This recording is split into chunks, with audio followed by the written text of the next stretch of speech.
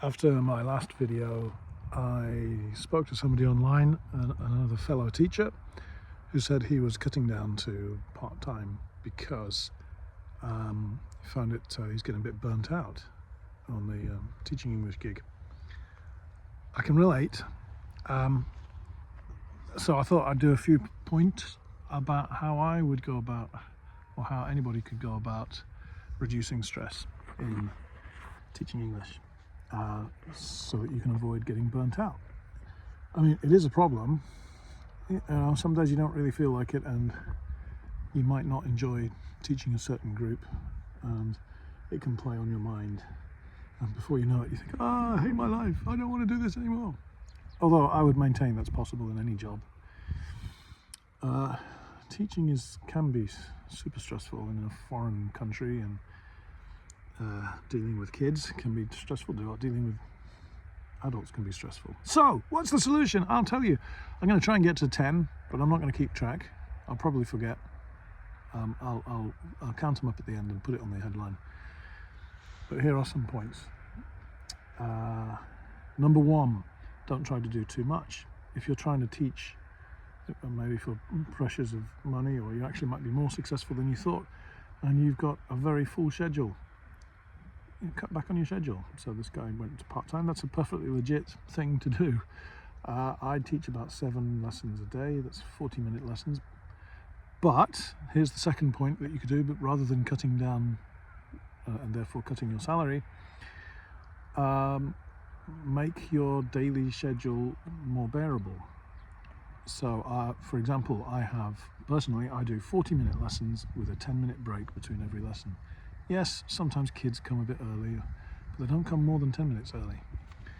So you do get I get a little break between lessons. I also schedule a lunch break and a dinner break. So I always make sure. So, actually, if you divide the day up into 40-minute increments, there's a heron.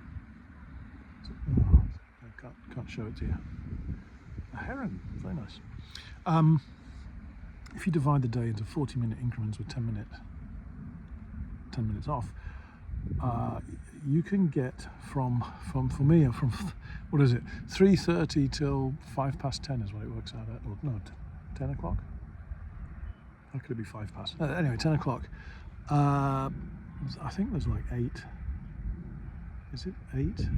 So between 3:30 and 10 o'clock, there's 8 50-minute increments, of which you can make a 40-minute and a 10-minute.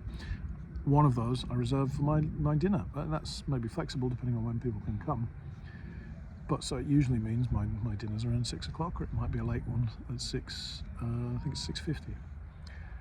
But what that means is that every day is bearable. I get breaks between classes. If I really want to have a cup of coffee, I can. You can go to the toilet, whatever, send some emails, check on the missus. So make a schedule that you can follow, and preferably have ones with breaks in, certainly, that kind of thing. Okay, obvious point maybe. Okay, I don't know what it is. Is it the third point? Have variety. If you are always teaching little kids, that can drive you mad. Little kids can drive you mad. But then again, if you're always teaching teenagers, oh my God, stroppy teenagers, really tough. Equally, if you're always teaching business people, so boring, can be.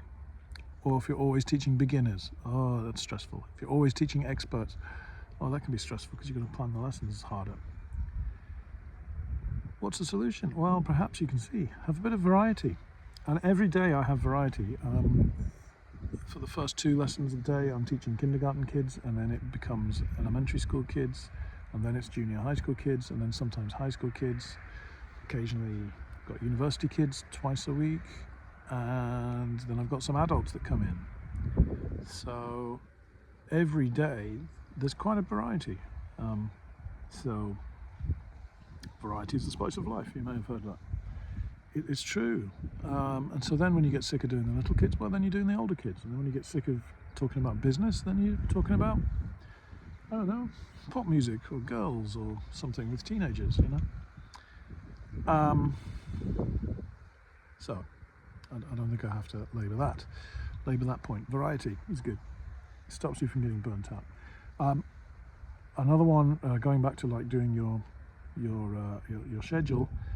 schedule in time off, complete time off. So my calendar, because you're self-employed, you can do this. My calendar is a 42 work week, which means, do the math, that means 10 weeks off a year.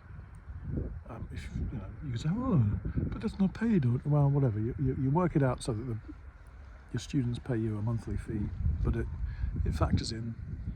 And I do my schedule at the beginning of the year. In fact, I've just done it for next year, given that out to everybody.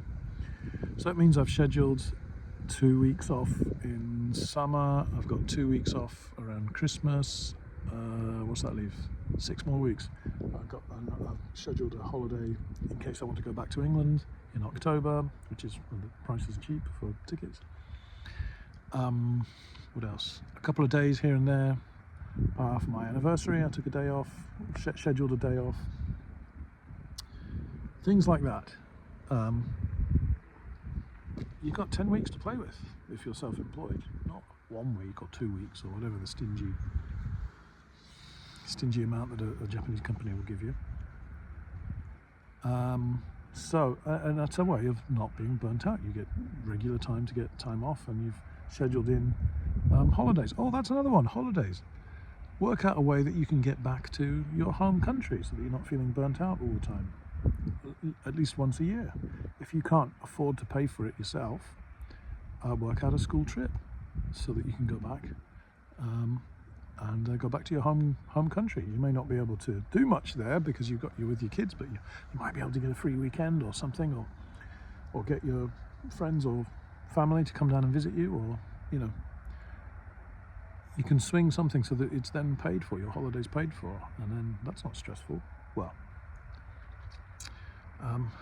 there's always some stress, but it's one thing. Another thing you could do. What else? The materials that you teach. Are you teaching boring lessons? Well, change it. You're self-employed. So, get some good materials and use those. Make your own materials. Now, I know that adds to the stress. You think, oh my God, that's another thing, planning lessons. Oh my God, planning lessons. Well, get good materials. And think of it this way, you only have to plan a lesson once.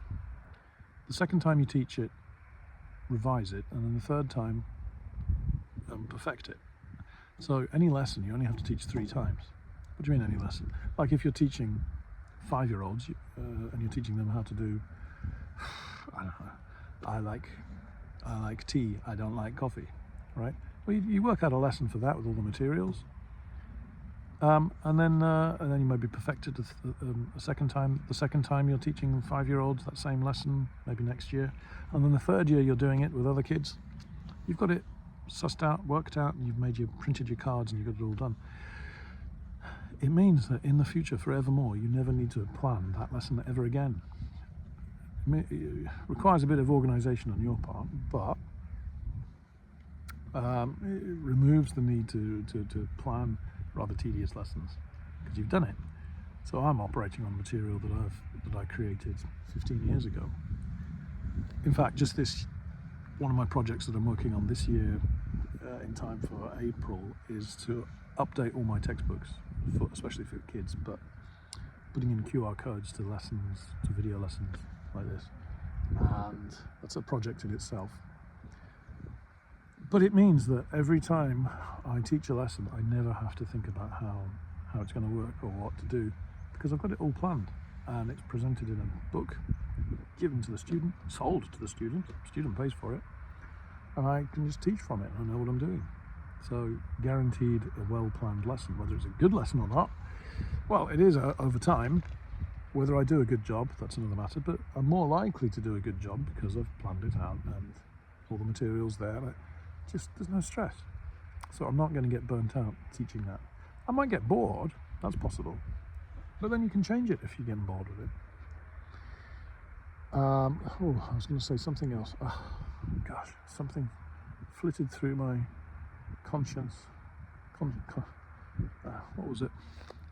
Consciousness. No, it's gone. Things to do. to not get burnt out. Okay, other things you can do. If you've got a particularly difficult lesson, hire somebody. And if they can't teach the lesson for you, hire somebody to team teach. This is something that I've been doing since when? Getting on for 6 months now, I think. I'll have to check the records. But I hired a former student, a 24-year-old girl who's very good at English. And she team teaches with me with the little kids. Sometimes the little kids can be a handful. If there's just one of you, a middle-aged man like me, they can bend me around their little fingers sometimes. I used to have my wife team teaching with the little kids. She's now looking after her Alzheimer affected mother during the day, so she's not available. So we thought, well, let's hire somebody. It's surprisingly cheap because you're not hiring an expert, you're just hiring a helper. So hire somebody relatively cheap. So I think I've talked about this before, but I pay her 1,300 yen per lesson, which works out at 2,000 yen per hour. So it's good salary, I mean, for part-time work. She's a part-time? I don't know, she's a university student, still doing a degree. So, and she's online, so she's available right when we need her. So that has removed a lot of stress from, like, oh God, I've got to do this lesson and there's 6 kids and they're going to be running around. Oh no, oh dear, will I be able to do anything? Yes, I got this young lady, who helps with the reading. She's really good with the kids. They jump all over her. They like her because she's young. I can get on with in the lesson, doing the lesson stuff without being stressed. For 1,300 yen, if you've got 5 kids.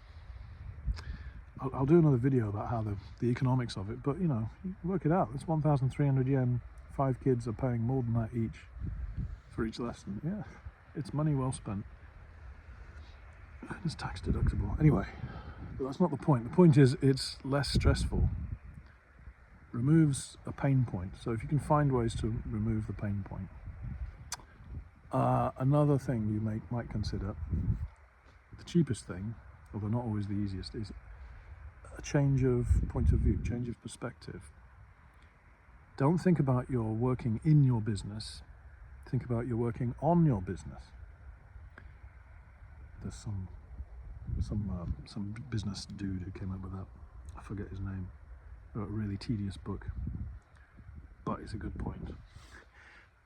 If you have that point of view about your business, instead of being stressed about everything, like, oh, this lesson didn't go well, I didn't do a good job, you think, okay, why didn't that lesson go well? Oh, I didn't have the right materials. Okay, how can I fix that for the next time? And it becomes a challenge to improve. I know this sounds a bit hokey, but if you take it as, don't take it personally if you mess up. Just try and learn from it. Don't take it personally if you've got some stroppy kid that does something really annoying. See it as a challenge, and okay, how can I not be annoyed by this stroppy kid? How can I reach them next time? And treat it as just a training exercise for yourself. Not be all and end all, and oh my God, I did a terrible lesson. So changing your attitude, actually, that's the cheapest thing you can do. It doesn't cost anything, and it might actually really improve your business. And then at the end of the day, I talked about last week was work out your retirement. So there's something quite motivating about knowing that you don't have to do this forever, that you've got some investments, and then every day you show up for work and you get paid and you put that money into your IDECO or NISA. You are approaching your freedom date closer and closer. Try any of these tips or a mixture of them, and it will really can make all the difference. I forgot one as well. Hobbies. Get yourself a hobby, so that you're not just constantly thinking about teaching. Even though I'm sitting here on my bike ride talking about teaching, I'm actually enjoying myself. And this is just nice. I'm taking a break. I'm having a coffee, a slice of cake I'm going to have. I know I said I was getting a bit fat. I can't think why. Why would I be gaining weight? But this is a kind of hobby, going out for a bike ride, something I enjoy. I also do a bit of painting. I haven't decided which one, but there will be a painting that I put as the what do you call it? The little, God, my English. The little picture at the beginning of the video, the thumbnail. Thank you. I'm going to have the thumbnail. Will be one of my pictures that I do, just for the hell of it. I recommend you do that. Get a hobby that is completely unrelated to teaching, if you can, and that removes the stress. Spend some time with the missus, or if that gives you more stress, don't spend time with the missus. But you know, do things out of the classroom, so that you are not just a classroom teacher. You're not just that. You are something else. And my final point is that if you get this all to work in some kind of a balance, you won't want to go back to how your life was before. I don't. I really enjoyed being a newspaper reporter, and I was kind of down that world was closed to me, partly because the whole industry was dying, but partly because I'd moved out here, and here I was jumping around with little kids, and it felt somehow demeaning. But now I wouldn't go back. I would not go back, even if it existed, if my old job existed. I wouldn't do it. I like this. I like being free and setting my own way of doing things. So will I burn out? Possibly as I get older. But I'll try any more of these items. I might try and replace myself completely in the business. Hire somebody to do my job, and I'll just sit counting the money in my mahogany and ivory tower. Something like that. Okay. Anyway, just some ideas. But I know how you feel if you're feeling a bit burnt out. But there are things you can do, short of completely quitting. But you can do that too. That is also a possibility. It's your choice.